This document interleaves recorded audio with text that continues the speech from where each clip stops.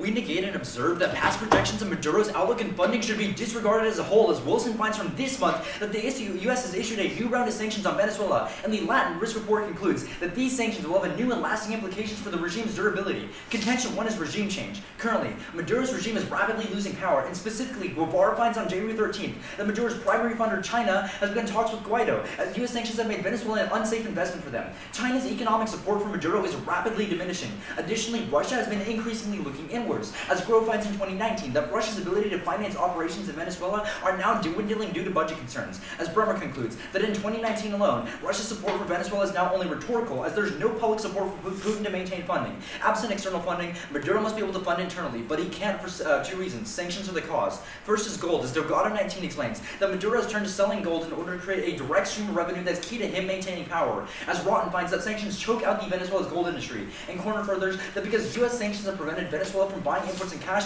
Maduro must now pay in gold, depleting his revenues 18.5% in less than a year. But second is the internal circle, as Stratford finds in 2019 that sanctions have begun to erode public support, leading to mass protests which hurt the regime. As Rendon finds in 2019 that sanctions have constrained Maduro's ability to pay his military by cutting off overall regime revenue. Specifically, Kermenev finds in January 13th that Maduro's run out of cash, and even the top official one makes a salary of $13. Thankfully, Tian concludes that military support is the only way for Maduro to stay in power, and this comes at a terrible time for Maduro, as Laura finds that in January, Maduro's inner circle has begun to potentially look away from Maduro and to the Guaido regime for a more stable economic future. For these reasons, Laura concludes that there's an 80% chance that Maduro will be out of power by the end of 2020, and Sanchez finds that as long as Maduro is in power, the IMF and other global institutions will be unwilling to cooperate with Venezuela to help their economy. However, Sarah Monga finds that Guaido is already in talks with those Western institutions, and Dubé finds that the opposition plans to use financial aid from those organizations to restructure their debt and save the economy. But Rogers finds that the last time Venezuela enacted these measures, 70% of the country was lifted out of poverty. Contention 2 is reforms.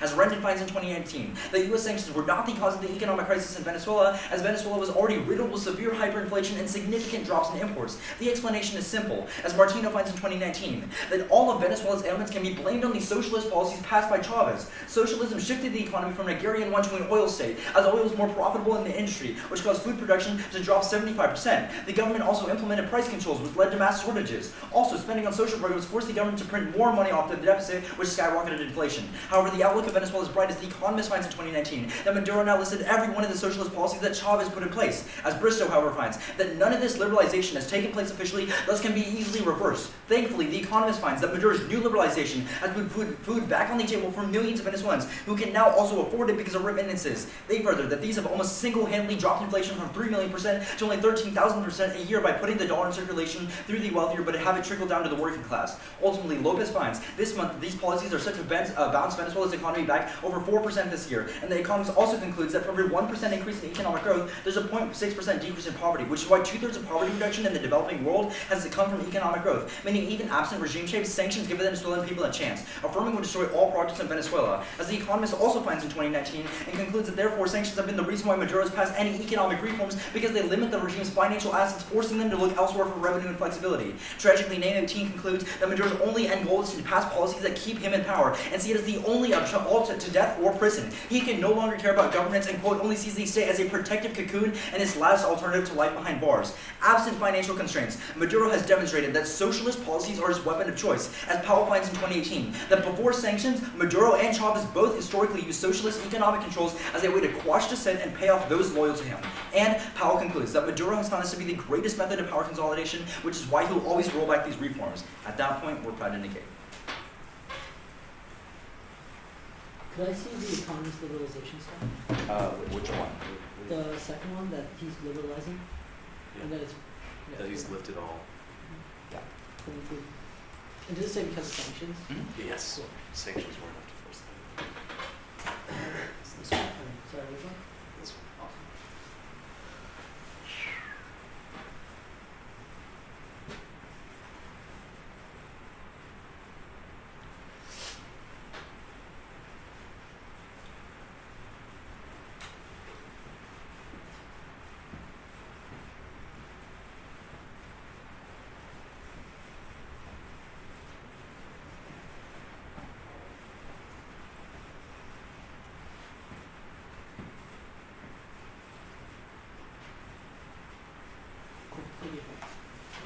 Let's see the kids.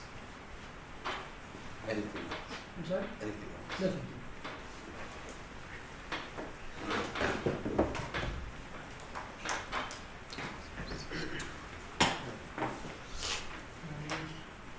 Hmm? 30? 30 seconds.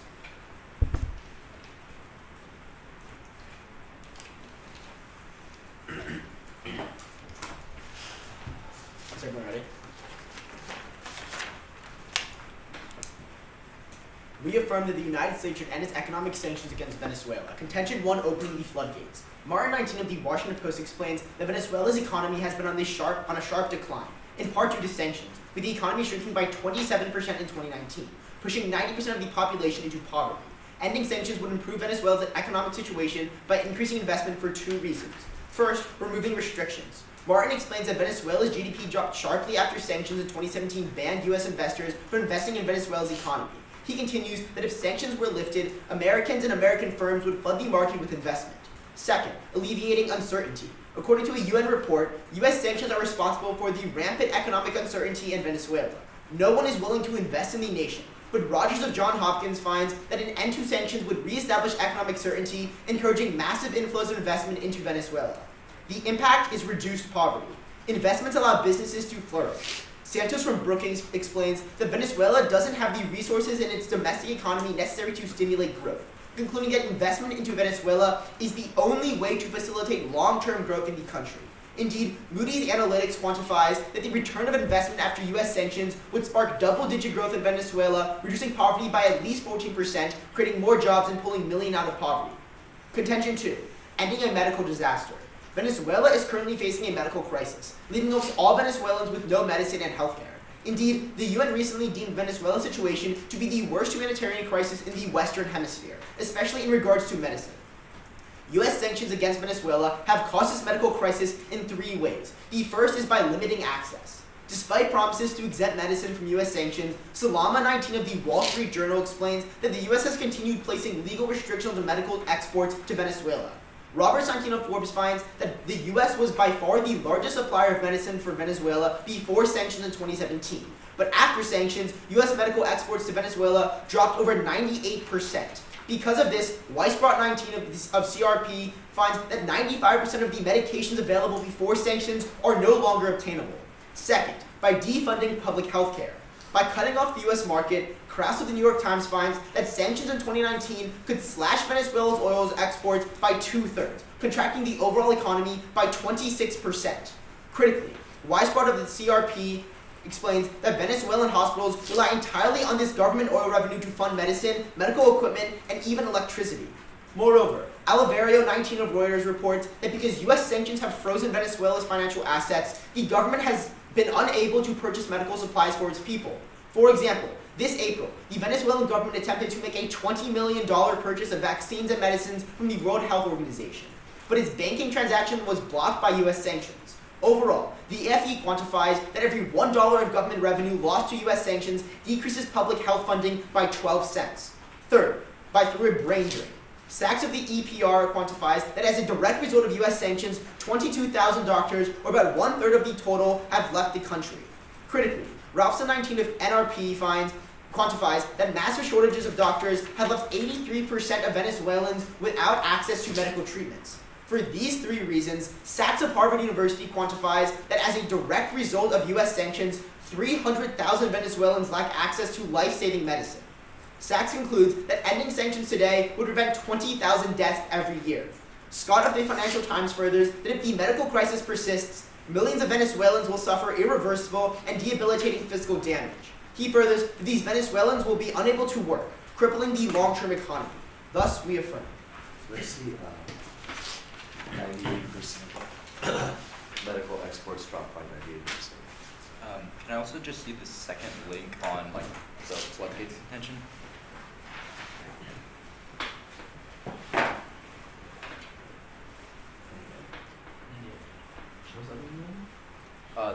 Just the second link on your first contention.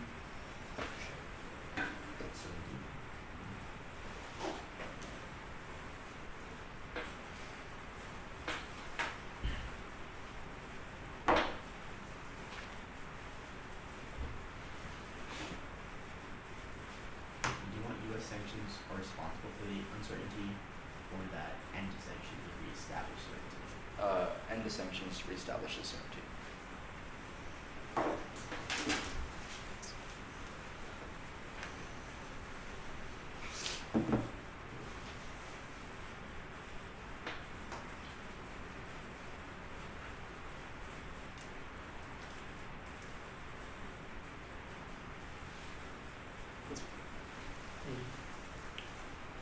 Good.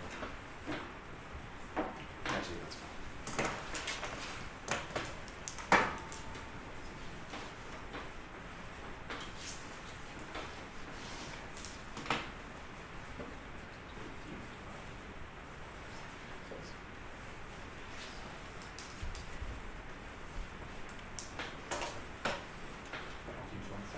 Yeah. Sorry, could you repeat which one you want? You want the- It's the removing sanctions like return certainty to the market. Okay, It's the second card in your second link. sure.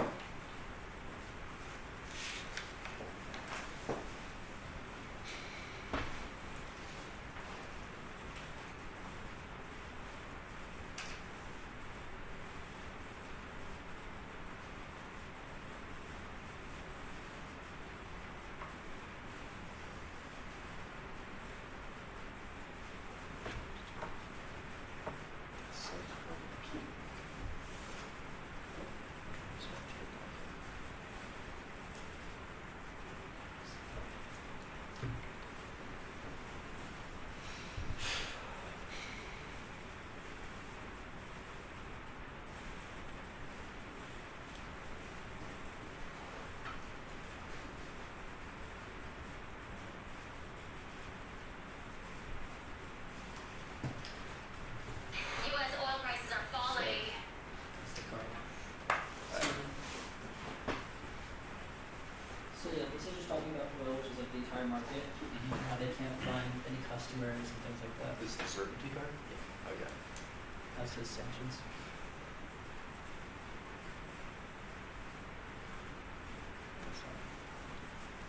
Okay. There's At least 21 20 seconds. Okay.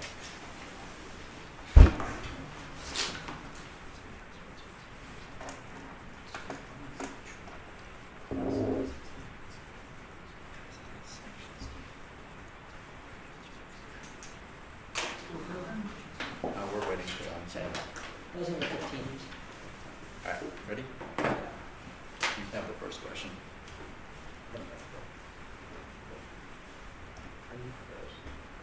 Are we first? We're first. Oh, okay, my bad. Okay, so on the second link, I call for the evidence, right? Yeah. The one that you say says that like removing sanctions increases investor confidence. The card never says the word investor. So where does the like confidence part come? It says it takes away the uncertainty.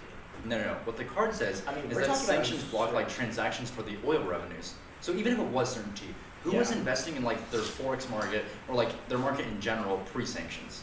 Like U.S. investors No. from Europe. Because their spread was 7 times higher than anywhere else in Latin America. So investors would always look to where it's easy to invest and get back the most capital. So even then, even if they go back to pre-sanction levels, why do they get investment? Because they're trying to investing in developing nations is always like really high risk, but that's why people do it because it's high reward. Investors Sure. from like the Wait, U.S. wait. and Europe want that high reward, so they're willing to invest into these developing nations. Yeah, but You've seen this in like Africa. There's a you've difference seen it in between a India, like, profitable all the investment Great and a Wall nations. stupid investment. Like No. people know when they're gonna lose money. Like Any all of Latin developing America nation, is any developed. nation that is in like shambles right now has huge opportunity for growth and huge opportunity Then why does for no one investment. invest in Haiti? I mean, because of the uncertainty right now. Like that's where we're Haiti doesn't have sanctions on it. It's just like a horrible economy, so no one wants to invest in it. Not all developing economies are profitable economies. Do you want a question? I mean, most developing, they're not profitable now, but they have opportunities to be profitable. Yeah, can I have a Okay. question? Okay, so what's better, Maduro doing illegal things to make money for his group, or doing legal things? What are you getting at? Just what's better? This is a useless question. I mean, We'd say can you like, answer the question. I mean, obviously doing legal things is a good thing, but if you're getting at drugs and gold, like Yeah, no, because right now with sanctions, the only way you can get the money from inner circle is by doing illegal things like Okay, drugs like and what? stuff. like- Drugs. okay, so who's selling the drugs? What do you mean? Who's He's selling like the he's drugs? working with the cartels, What cartel? the cartels in South America. Okay. I don't know that's, the that's fine. specific cartel. That's fine. So let's go to like your bottom of your case, right? On the like medicine contention, actually the Sure. decreasing healthcare contention. How was the healthcare system pre-sanctions? Pretty good. 60% of people didn't have access It's to better- medicine. it's better than it is now. 70% of people were dying from malnutrition. Okay, I mean, like, and 90% sure, you of the could country say was in it poverty. wasn't good then, but I would say it's drastically worse right now. That's why you see 95% of medications Okay. that were available before sanctions are now Let gone. me rephrase my I mean, like, question. I would say it's Why pretty was the bad. healthcare system so bad before sanctions? I don't know, I guess you can tell me. Because Maduro had bad policies. But Okay, the good thing is that sanctions roll back those bad policies, Right. meaning that our world is always So, exponentially so better. why is it so much worse now then? What? Why is the No, we're healthcare saying system that- so much worse We're now? saying it's good now. That's why you don't affirm. Okay, so 95% of medications being unavailable right now, 90% No. decrease in the medications. Also, being people have exported. licenses that they can buy to import aid No, to the country. the doctors are fleeing. They don't have the medications. The Doctors were hospitals don't fleeing have the beforehand. funding. How because is of that the better? No, doctors were No. fleeing beforehand. Okay, because our of the evidence protests. is very, very clear. I mean, Sachs finds people it can write because of anything on the internet. Let's Okay, I just mean, do you more can say comparison you later can down. just say anything you want to make it like for your argument, but That's we have true. evidence actually proving our stuff. We have Sachs evidence finds too. that We're because of just gonna sanctions, 300,000 Venezuelans don't have the treatment they need for their life-threatening illnesses. Okay. They're asking for it. I mean, It's like we're out of time.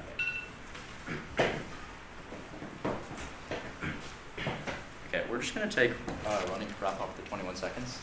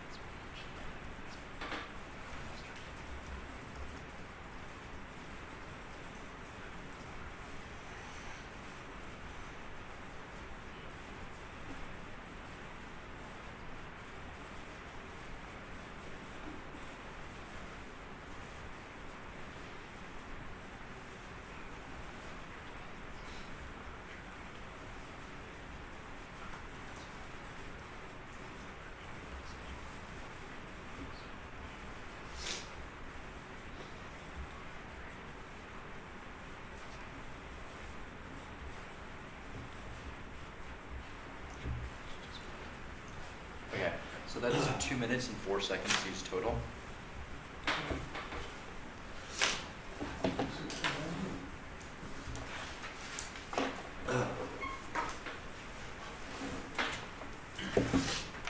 So the order is going to be just straight down the case.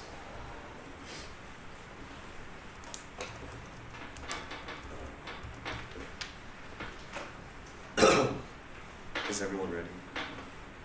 Yes. Sorry in advance, I'm really sick, so I might be.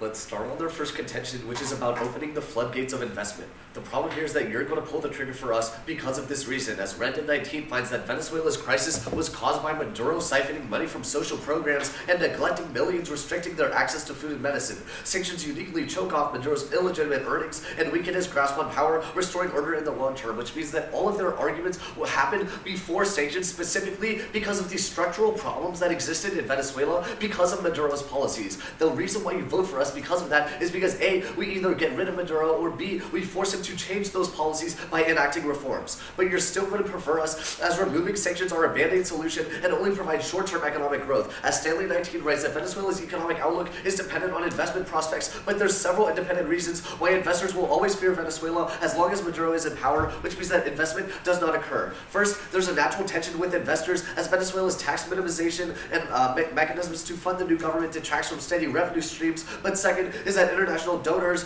are a prerequisite to investors, as they need to help restore Venezuela's critical infrastructure to first attract investors, but international investors don't actually like to work with Maduro because they see him as corrupt. But third is Venezuela's long history of corruption makes the investment too risky for investors. Even high-risk investors see that Venezuela is too big of a risk. That's specifically why Hosmer 19 furthers that years before sanctions, nobody was willing to invest in Venezuela or buy bonds because of hiked yields that specifically came from Maduro's structural problems that caused the instability in Venezuela. But even further, de-link them as Bahar 19 finds that sanctions were first announced in August of 2017, yet international markets had already closed out Venezuela well before that date because their structural policies in place disincentivized investment, because they're all socialist policies. At the end of the day, what you see is that sanctions are forcing the removal of those socialist policies, and you're also getting rid of the root cause of the corruption and instability in Venezuela, which is Nicolas Maduro. At the end of the day, if you want to vote on their first contention, which is opening up investment, you're voting for the negative side because we're the only side that actually makes effective investment happen. On their second contention about medicine, on their access argument, first, the EFE finds that Russia is already shipping as much as 7.5 tons of medical supplies into the country, arriving on every week on a permanent basis. Their impacts are already happening now, making them give you a bright line as to how much sanctions specifically help. But second, as Random 19 finds that austerity cuts put in place by Maduro were put in place pre-sanctions and cut medicine imports by over 70%.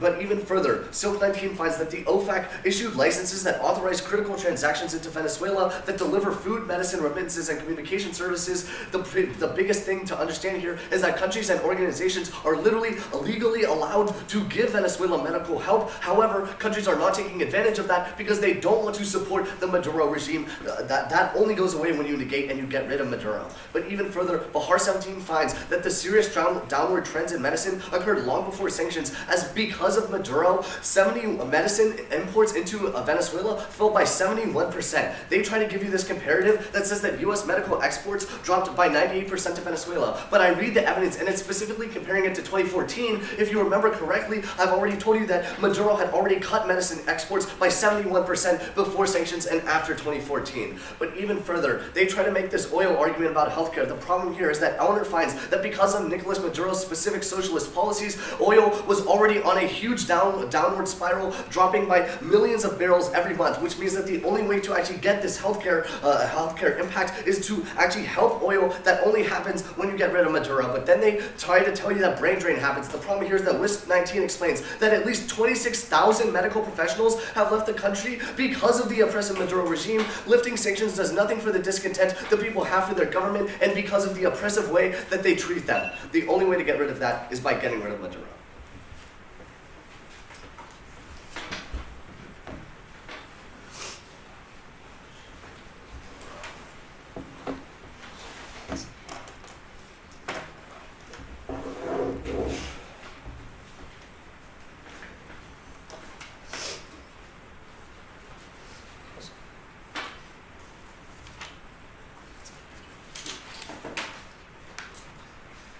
It's going to go down his rebuttal and then down the case.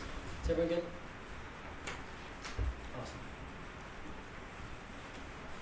Their analyses lie on the fact that before sanctions, this crisis had already started, therefore sanctions couldn't have influenced them. However, in 2018, when oil prices went back up, Venezuela didn't rebound. Why? Because sanctions stopped them from being able to rebound from the crisis. Sanctions mean that they can't have the necessary capital, that even if they do have high oil prices, they can't do well again.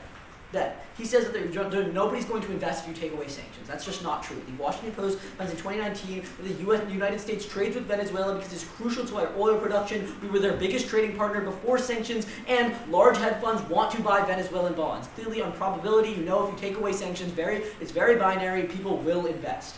Then, on our second intention, he says that imports already go down. I told you that if you take away you make the ability for them to go up.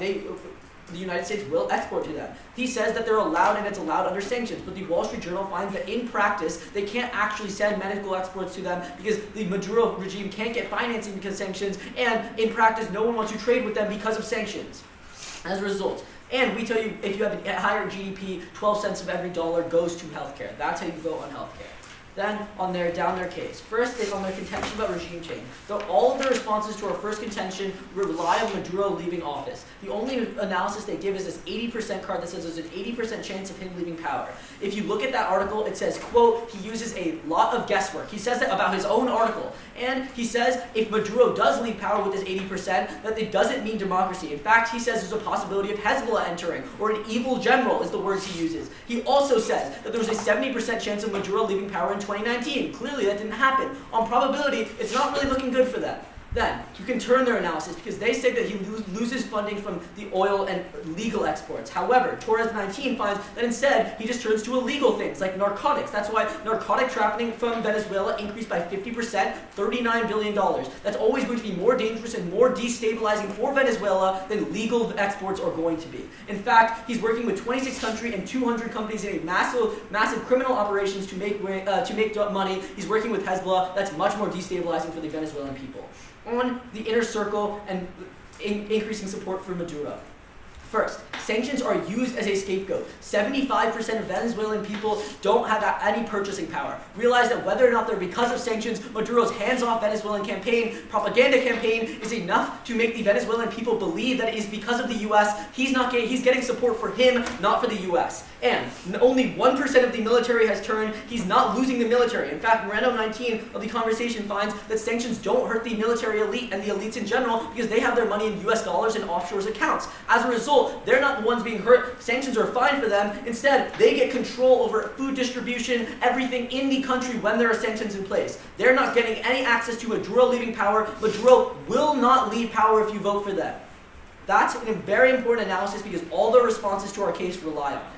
On their second contention about reforms, they say that Maduro is liberalizing. The private sector is 1% of Venezuela's GDP. They find that with our current conditions and the current state of liberalization, it'll take 43 years for Venezuela to leave the current recession. What's really important about that is you vote for us on urgency. You know 90% of people are in poverty right now in Venezuela. However, 43 years from now, everyone in Venezuela could be in a humanitarian crisis. There's no solution on longevity. They're not really gaining access. A little bit of reform over the long term isn't going to do much. However, the minute you vote for us, you take away all regulations, U.S. markets, U.S. investment floods into Venezuela. That's how you get money to Venezuela the minute you affirm.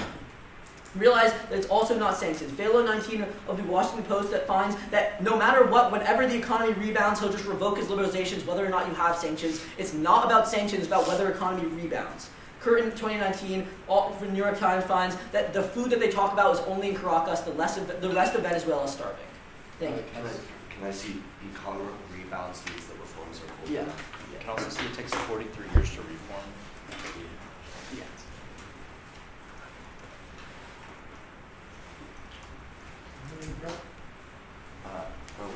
I'm trying to log into my phone. Is that okay? You can turn his computer if you want.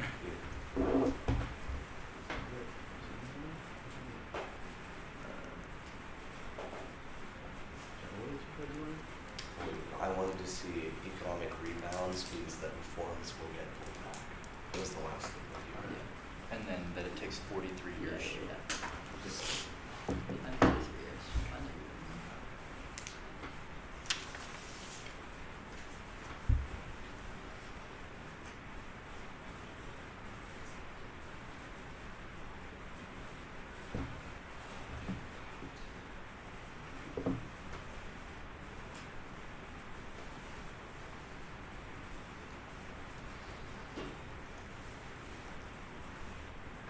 Okay, I'm just gonna run for it to do that. Actually, yeah, they're so close now. These photos are too small.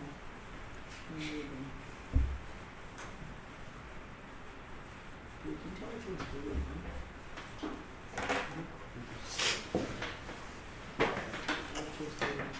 It's right there.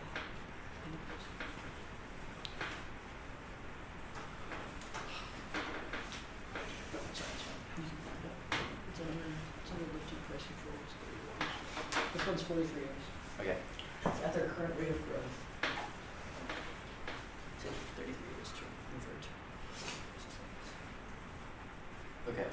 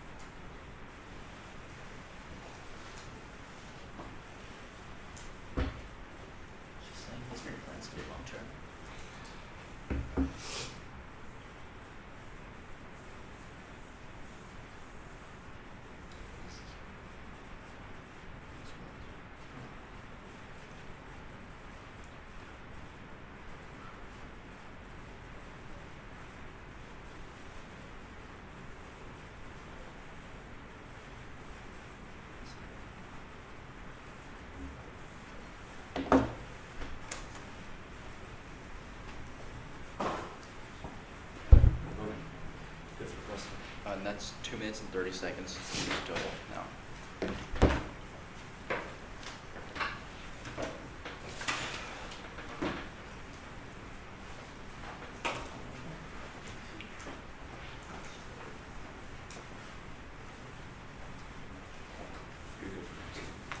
Is everyone ready? Awesome. You know first. Okay, so you tell me that we were like very big partners with Venezuela before sanctions, right? Yeah. And you specifically say that we were trading oil with them a lot. Mhm. Why does that mean that investment would flood into the market? I'm saying that in the past we've traded a lot with them, Yes. and Why does that equal empirically, investment? Santos says that we're looking to invest with them, and Moody says if we were to lift sanctions, very, very, very directly, if we were to lift sanctions, then investment would flood, Venezuelan growth would spark Sure. to double digits. So why? Inflation would- So why is Venezuela's economy different now than it was before sanctions? What do you mean by that? So like, why didn't investment flood the market before sanctions? I mean, we're saying that there was investment, just comparatively there's a So- lot less now. So like, Even if we return to pre-crisis levels, that's definitely a good so thing, right? what our evidence really is specific in indicating is that there wasn't a lot of investment in Venezuela, so much so to the fact that Venezuela was basically cut off from the entire international market. So at You that said point, you why said would after going back to- 2014, not before the crisis. We're saying before the Sure. crisis there was a lot of investment. We want to take them back to pre-crisis levels. What caused the crisis? Oil decline, Yeah, crisis. a spike in oil prices. Mhm. not Oil prices are much sanctions. higher now. Which means that the next time that oil prices spike, what does that mean for investment? That's not the point. It Oil means prices that are much investment's higher gonna right go now, away right? too. I So mean, don't you think that we should try and get rid of the common denominator that causes risk in Venezuela? trade. No, Maduro, right? Our Yeah, evidence is I very mean, specific in You're not saying getting that, rid of Maduro though. sure, you can like make that argument, but Santi's going to make some compelling reasons why Maduro is going Okay. to leave. And even if he doesn't, Okay. right, Maduro is still implementing really good policies right now that are actually helping the Venezuelan economy. I just showed you a card that said that he has no intention of keeping them long term. No, your evidence indicates that like No, that's exactly he what it has said. not done enough reforms. No, That's it all says he has no It says intention that to he keep has them not- as a long-term strategy, and he doesn't plan So to keep can them you give me the long-term. reason why he doesn't have them as a long-term strategy? Because he's a socialist dictator. So then why has he lifted almost every single socialist policy? It's because he's He been hasn't. forced. Not every single It's socialist because policy. He's of like two. You don't The private contest sector is 1% of Venezuela's GDP. You don't Clearly, contest it's not that much. Also, I Santi's did going to contest come. it. Santi's going to come up and tell you that the private sector is actually way more than 1% of their Okay. economy. But also, I would say that our evidence is very explicit in saying that he has lifted almost every one of Chavez's policies. So at the point where we It's not about forced Chavez's him, policies. So those were the socialist policies. Majority Yeah, of he had like the- social welfare policies. Like, it's not good that he lifted I those mean, too, our right? evidence is also really explicit in saying that Chavez's socialist policies were what caused the problems in the first place, right? So if he's That's right. lifting those problems, then that's definitely a good thing. Yeah, and like I just showed you, he has no intention of keeping any change long Like, term. I don't think that that's very true at the point where he's already lifted all of them and he sees that it's working for, For the how economy. long? What's the entire changed? What's reason, changed? Sure, The projected the decline. economy, The economy is no. projected to decline 20% No, this it's year. not. The IMF economy says is, so. The economy is projected to increase by 4%. That's not what the Your IMF says. evidence indicated that Venezuela's economy was supposed to increase by 34% last year. Did it do that? No, it said that it's Yes, it projected to does. decline I've- 20% this year. I've read it. It's a big chart. I mean, maybe you're reading a different one. I see the IMF evidence. Sure.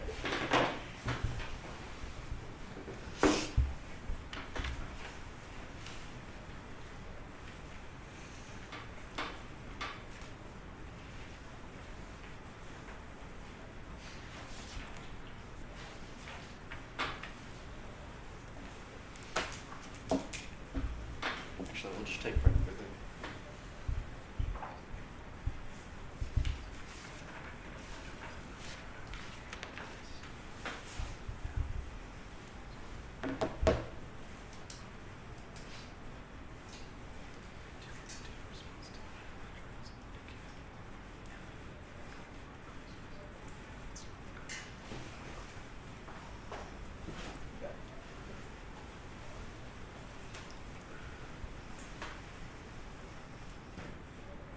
When is this from?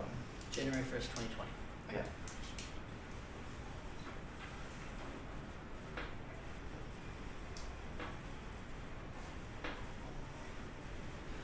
Okay, that's fine.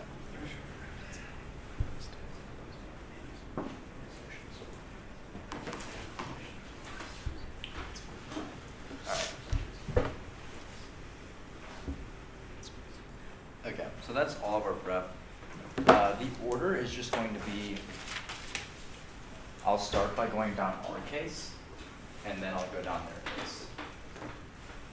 If I do anything weird, I'll signpost. Manifest it right there. Good. Okay. Everyone's good? Start on our case. They read one turn on the first contention. That's how the cartel of Sons has been selling narcotics across borders to fund the Venezuelan government. A couple of responses here. First, the original author Dial literally made up the cartel of Sons. It is not a real thing. There's no insignia for it. There's been no capture of the narcotics. No one has associated it. Literally, no one can prove that it actually exists. A Washington Post article was made in 2017 to prove this, and it hasn't been contested. The only people who talk about it are the Treasury Department, who's caught no one. They have zero proof of it. I can show you the evidence. It's extremely clear, but also it's just made up to justify that a coup didn't work. But then, go into our second contention. This is what we're going for. First, they say the private sector is only 1% of the economy. That's not true. The Jensen evidence tells you that's now 25% of the economy because of rolling back socialist reforms, which allowed privatization and allowed more companies to grow. But then, they say it's going to take 43 years to reform completely. That's not what their evidence says. Their evidence says that if you grow at 1.6% per year, it's going to take you 43 years to get out of the recession. What is actually, like what our case is saying is that you grow by 4%, meaning that you expedite that a lot. But even if they gained access to that, we're going to still win the round in a couple ways. Then they say their veil evidence says that Maduro would never keep these policies in place. That's also not what their evidence says. Their evidence says that it's unclear what would happen, but the Powell evidence at the bottom of the case contextualizes it for you, that socialism is always his weapon of choice. But at the point where he doesn't go with socialism, he goes with the economist evidence that tells you that the only reason he put in these policies is because sanctions force him to put in these policies. At the point where he removes these policies, he switches back to socialism, meaning they fall to their own turn. But that gives us access to the Bristow and economist evidence that tells you that Maduro is removing socialist policies now that put us in this hyperinflation in the first place. Even if they win their entire case, we'd say that we exponentially save more people because they're just going back to a world with 90% of people in poverty. That also gives us access to the Lopez evidence that tells you the bounce back is considered to be 4% this year, where 1% of the econ growth leads to a drop off of 0.6% people coming out of poverty. But also the name evidence tells you that the end goal is always to pass policies that keep them in power. At the point where we must diversify like streams right now into legitimate means to actually make money, we're saying that he's always going to roll back these forms. We're always a prerequisite to long-term economic growth. Let's go to the top of their case. They drop a lot of terminal defense. First, they drop the Rendon prerequisite at the top of their case that tells you we don't have to win the regime change. All we have to win is that Western institutions are going to be happy going into Venezuela because they think they can turn a profit. That comes from rolling back socialist problems that caused the problem in the first place, means we're a prereq to the app. They concede that it's a game over. But even if you don't believe that, the Hossman evidence goes conceded. It tells you that the lack of high yields blocked them out of the international market, meaning that even if they prove that Maduro has incentive to go into the international market, no forex investors want to go in anyways, so they're not getting any offense there either. But then at the bottom of the case, they drop a lot of terminal defense on medicine. First is the EFE evidence. It tells you that Russia's already importing 7 million tons of aid and medicine already. They don't give you a bright line on how much more we need. But even if you did believe that, they have OFAC licensing now. This also goes clean conceded. The licenses are there currently, but the reason why they're not buying those licenses is because they don't think we've developed enough. We need the economy to development. Eventually the app can happen, but the neg is always going to be a prerequisite to the app. The things that they're doing aren't inherently bad, but they're bad in the current climate. But even if you don't believe all that, they drop the terminal defense from the brain drain at the bottom, which also plays their entire medical contention. Because the medium of exchange is always going to be doctors. But at the point where 26,000 doctors had already left the country because they oppressed the Maduro regime, the only way to fix it is by fixing the things wrong with the Maduro regime in the first place.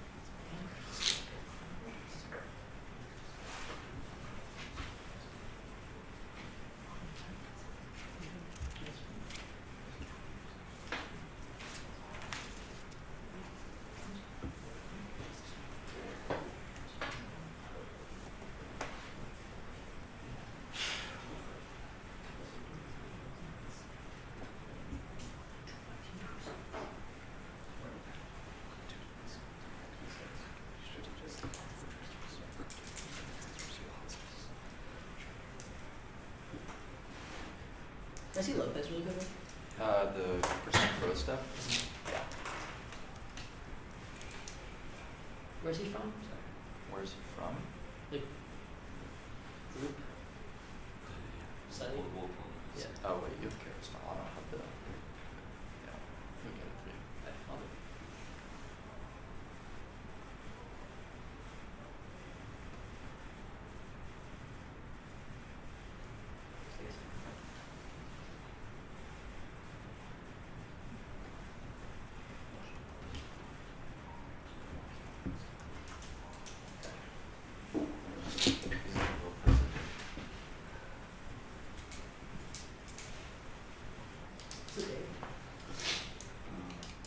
December 28th.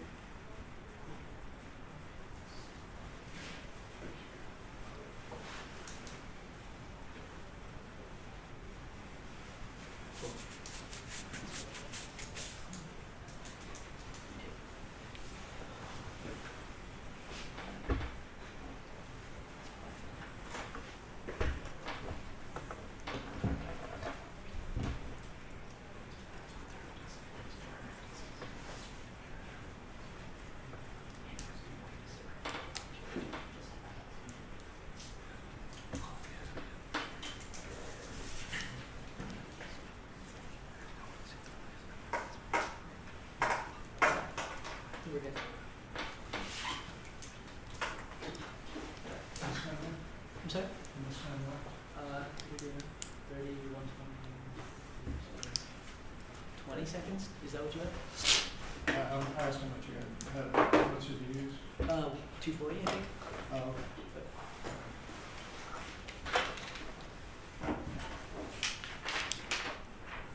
Is everyone ready?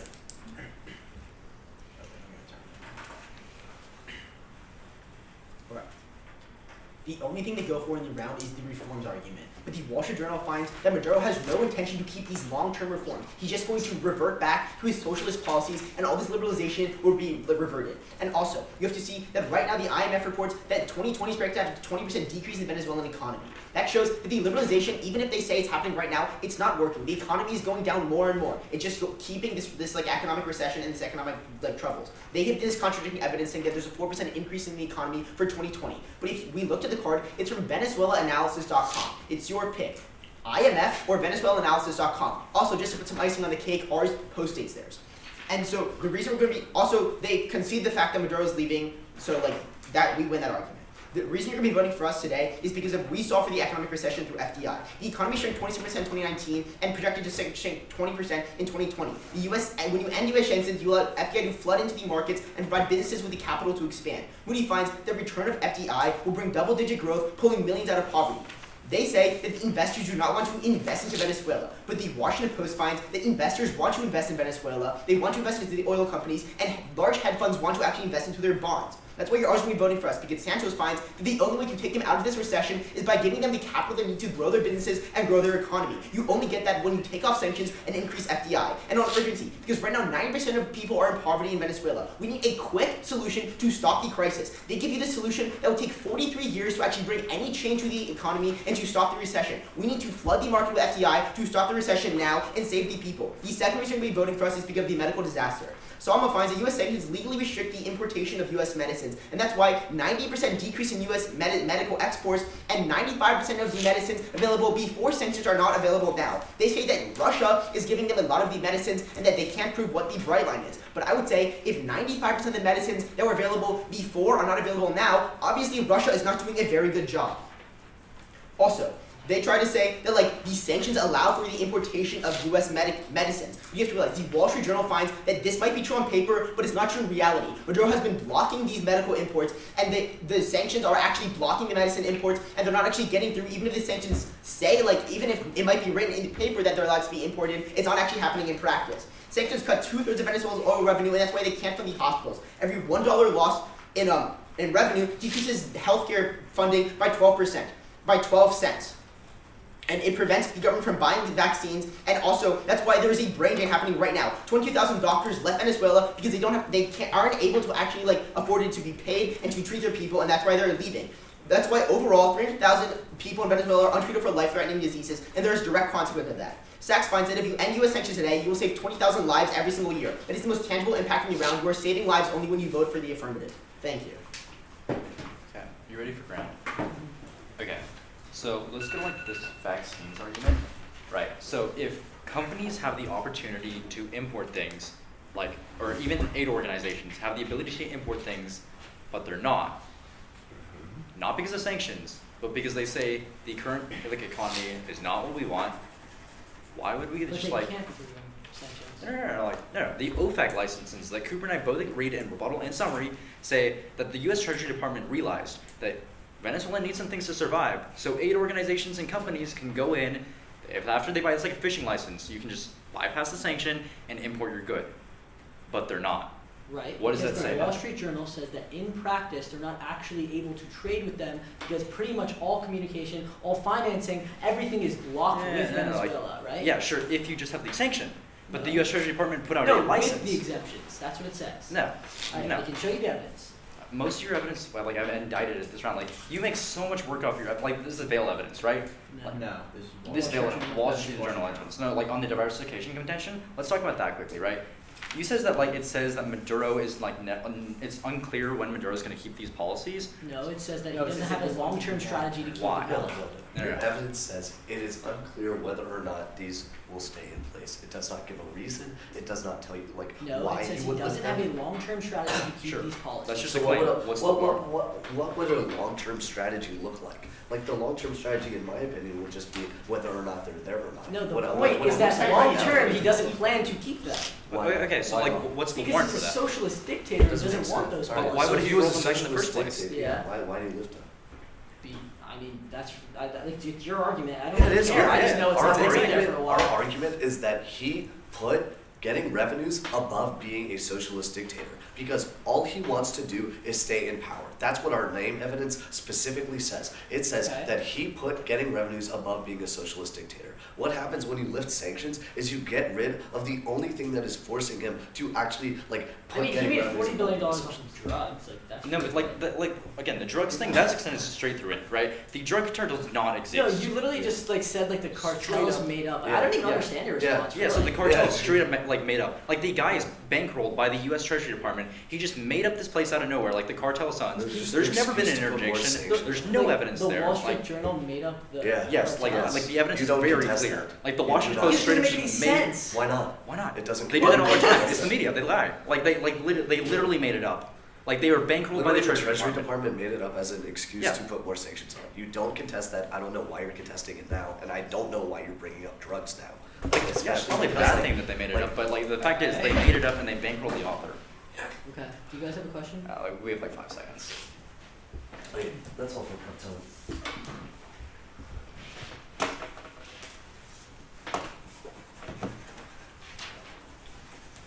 It's gonna be on our case, not on their case.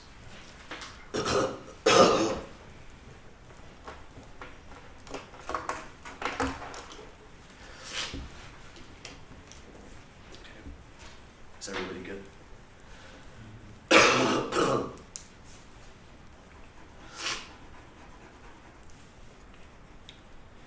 At the end of this round, if you buy our case, we're going to be winning the round because of Santi's Rendon analysis that he tells you is because Rendon tells you that Maduro's socialist policies were the reason why Venezuela was so vulnerable to an economic crisis and why it went into a death spiral. The problem is that acts as a prerequisite to the affirmative side because at the point where you never solve the long-term issues and the root cause of the issues in Venezuela, you are literally just putting a band-aid on a leaky dam. The only way to actually solve the long-term crisis is to get rid of the root cause, which is Maduro, and which is Maduro's socialist policies. Specifically, our Rendon evidence is very critical in saying that his policies were what caused the problems to begin with, and our economist evidence tells you that because of sanctions and pressuring his revenue streams, Maduro has been forced to lift almost every single one of his socialist policies. The problem here is that Bristow finds that these could be easily reversed, and the only way that they would be reversed is if Maduro no longer has any incentives for him to lift those policies. That is because our name evidence indicates that the only reason why he would go back to socialism is because he he wants to consolidate power, and he sees those as the best methods. The problem is that he can no longer consolidate that power while under sanctions because they specifically cut off his revenue streams. The only way for him to get revenue and to remain in power under sanctions is by liberalizing the economy and privatizing the economy. That's why our evidence indicates that the private sector is already 25% of Venezuela's GDP, and it's set to grow by 4%. At the end of the day, what you're seeing is that we're already seeing growth happen in Venezuela. They try to tell you that he has no intention on keeping these reforms. The problem is that I read their evidence, that's not what it says at all. It says that it's unclear. But second, they tell you that liberalization is not working, and they read you this IMF evidence. The problem is that they do not give you any warranty for the IMF evidence. Our evidence is specifically about lifting price controls and lifting socialist policies. But then, on their case, extend the Hoffman evidence, which is very critical in saying that because of the lack of high yields in Venezuela, that is why investors will never invest there, and that's why they weren't before. They just tell you that, like the Washington Post evidence says, that people want to invest, but they don't give you any reason why they would. We're telling you specifically that because it's a risky investment, they won't invest. You should always bank on long-term solvency that only comes from keeping sanctions and lifting socialist policies.